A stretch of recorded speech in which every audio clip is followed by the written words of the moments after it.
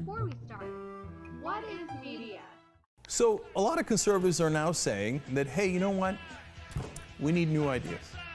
You know, we just had a messaging problem in 2012. If we could just clearly communicate to the American people what lovely human beings we are, well, they would vote for us, obviously, because this is a center-right country. Except they have a gigantic amount of money that allows them to have an enormous megaphone that could drown out Democrats, certainly in congressional elections. Now, you weren't surprised that the left-wing media would brand you a racist. That's what they do to everyone who is critical of the minority community or the gay community or anybody perceived to be vulnerable. If you criticize them, then they attack you personally. You know that. Actually, media is defined as the main means of mass communication regarded collectively, such as television, radio, newspapers, and the internet. Notice it says nothing about politics, liberals, or conservatives. Media isn't just for the government, but the people sure seem to think it is. The media is aware that politics will play a part. However, they do have rules set in place.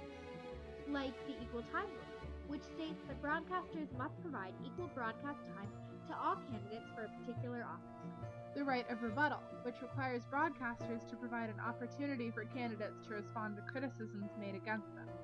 A station cannot air an attack on a candidate and fail to give the target of the attack a chance to respond.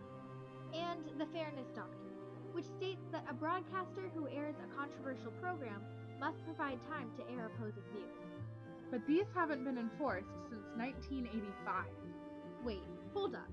So the media can say anything it wants about the government? Well, the Constitution does guarantee freedom of the press, but the government regulates some media. Print media and the internet are largely unregulated, though, despite government efforts to restrict controversial content. Like the Trayvon Martin case. February 26, 2012, 17-year-old Trayvon Martin buys some Skittles and a bottle of iced tea, walks through a gated community of townhomes where he's staying with his father. That's when he catches the attention of neighborhood watch volunteer George Zimmerman. That's Zimmerman's first impression watching Trayvon Martin walking alone. This guy looks like he's up to no good or he's on drugs or something. But then just a few minutes later, there's another call. There's gunshots. You just heard gunshots? Yes. How many? Just one.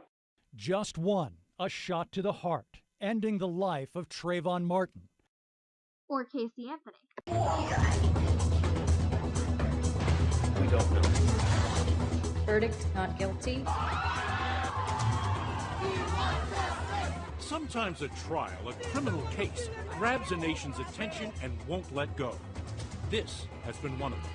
The most well-documented liar ever seen in a courtroom accuses everybody of lying.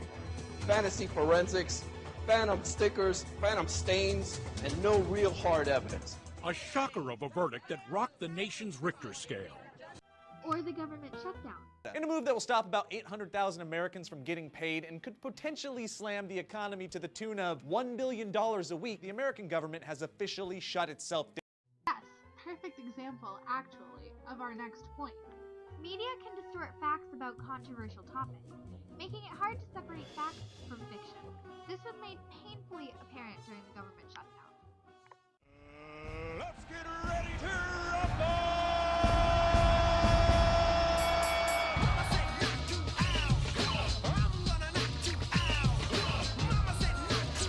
Because they can't play nice and Obamacare or something.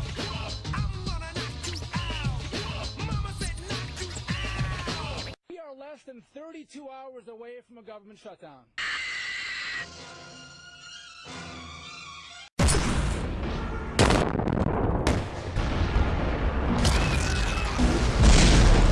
Anywho, you guys are probably thinking, how does this affect me? It's the closure of all federal land, including America's national parks. Go to a national park. If you're in a national park, you've got 2 days to get out, or you'll die. You can't visit the Capitol because they're too busy not doing anything. You can't get a small business loan, which sucks, but what doesn't suck is that if you're being audited, they have to stop auditing you for the time being. So take your money and disappear. Just not in a national park. You can't go. Only lasted 15 days, and everything went back to normal. So, when you want information information about a controversial topic, whatever you do, don't go to the media.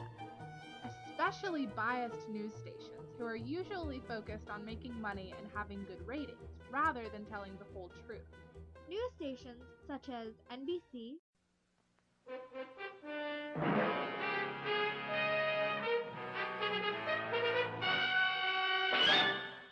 CBS, CBS News is very good news. and ABC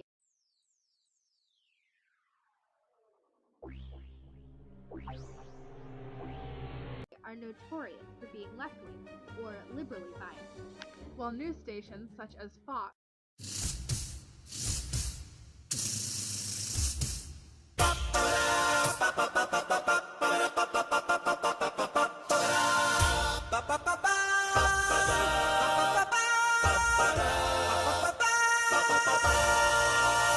What does the fuck say? are accused of being too right-wing or conservative.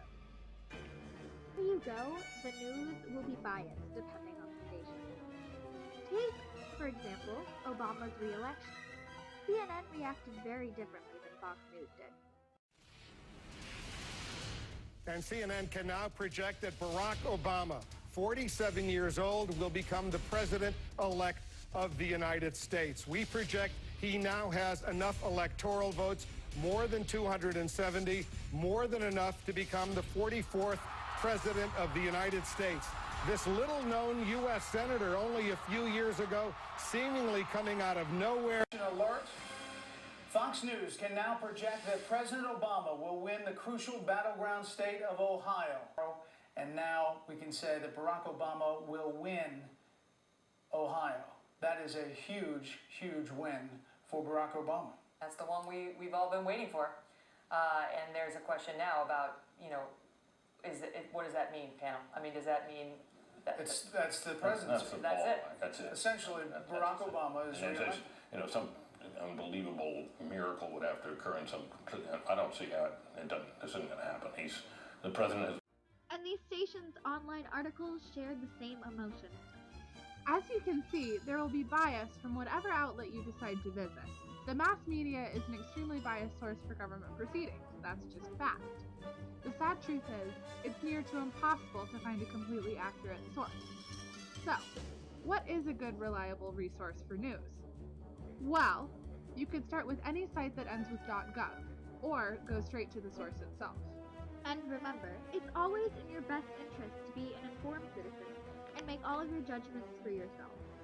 The media is there to benefit us, but it's like any two-edged sword. So use it wisely.